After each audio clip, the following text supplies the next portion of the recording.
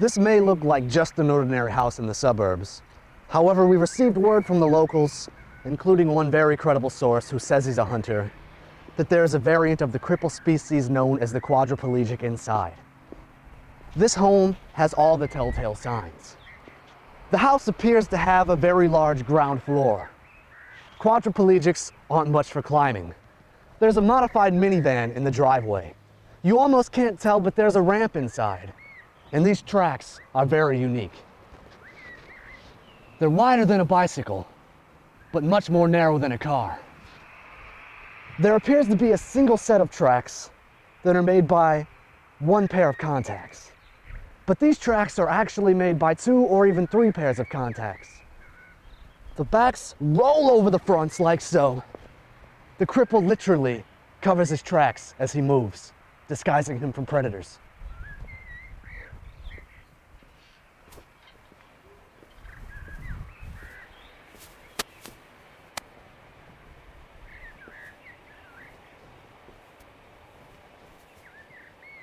And right here, a great sign. Of course, no front doorstep.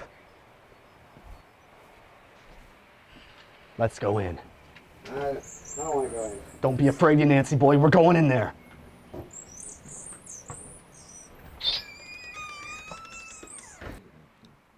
Here's our big fellow now. I followed the tracks to this point and taken up a position just outside the quadriplegic's den, or bedroom. I've taken great pains to blend in with the surroundings. At this close range, we could be in trouble. If he spots us, the best strategy is to look directly at him, make a mumbling sound, then look away quickly, as if we didn't notice him. We'll keep our guard up and be ready to move right quick. Let's look on a bit. Note the soft, almost simian-like body. We have 2 legs, a torso, and 2 arms. The legs are vastly underdeveloped, useless appendages. The arms are highly mobile. Watch his hands though. Obviously, this creature has not evolved enough to use his fingers.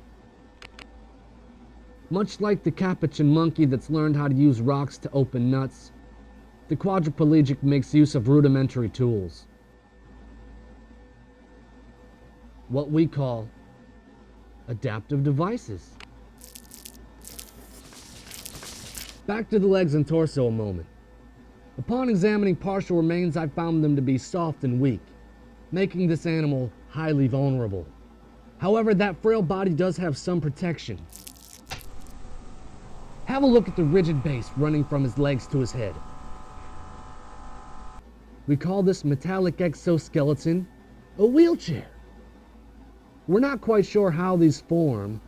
Without one, the quadriplegic is immobile and he'll flail around on the ground.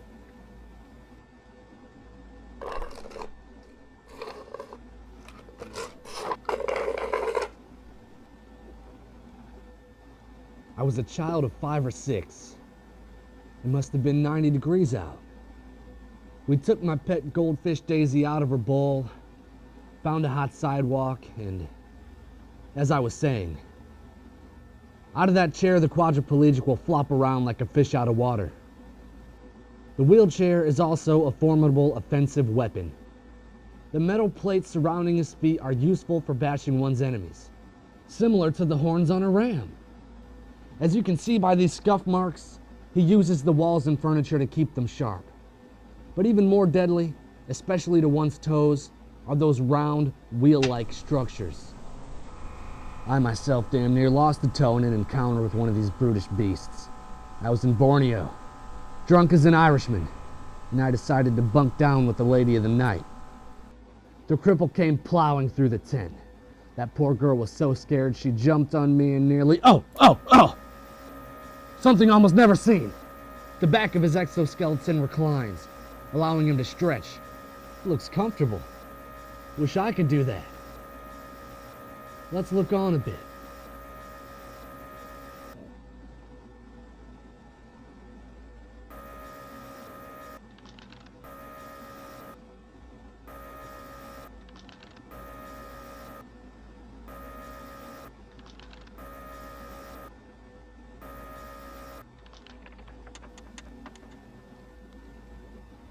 Just sharing all the excitement with my graduate assistant, Lisa. She's the loveliest little thing. Sometimes I just want to grab her and start mating. You might have been wondering about mating. We believe quadriplegics mate for life, but it looks like this cripple is alone.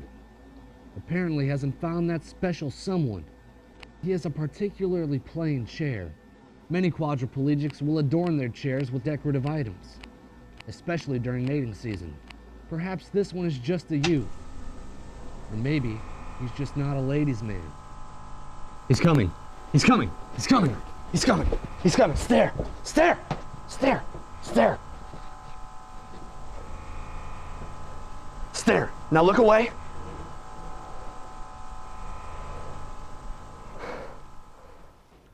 As we've run out of money, today is our final day with the wily quadriplegic. My blood's up, and we're going to attempt something truly ambitious. By placing this tag on his ear, we'll be able to track his every move.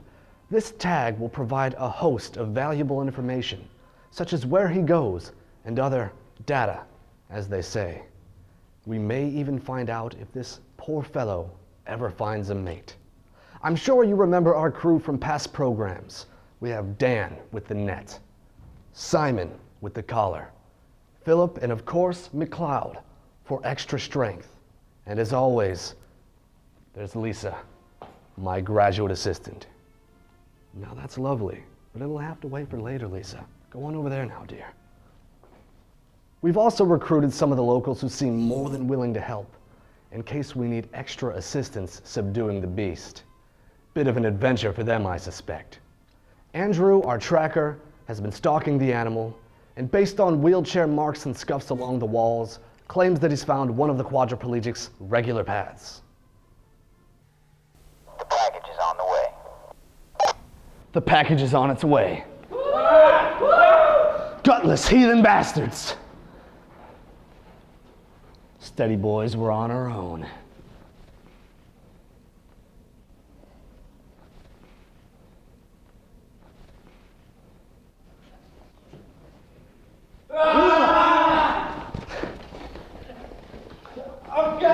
Man down! You're rolling right, pinky toe! Get up, you Nancy boy! You got 9 more toes and we only got 1 more shot at this. You, now! It burns! Ah! The terror. The terror. The terror. Ah!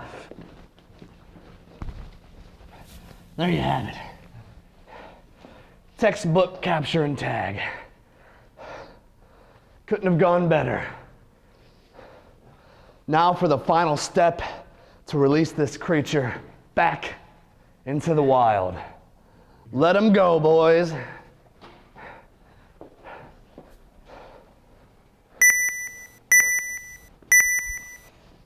Stare at him. Stare directly at him. There he goes. No worse for the wear. As if he'd never even seen a human. Magnificent beast. Now we'll be able to collect a vast amount of data. And you at home will be able to track him as well. Via the new Wildlife World Cripple Track app. One more way we and our corporate partners can bring the wild to your world. Always remember, we are a series of trained experts. Never try to approach a quadriplegic or any wild animal on your own. We know exactly what we're doing. Remember, if you see one, stare directly at him. Look away quickly, and repeat this until he rolls away.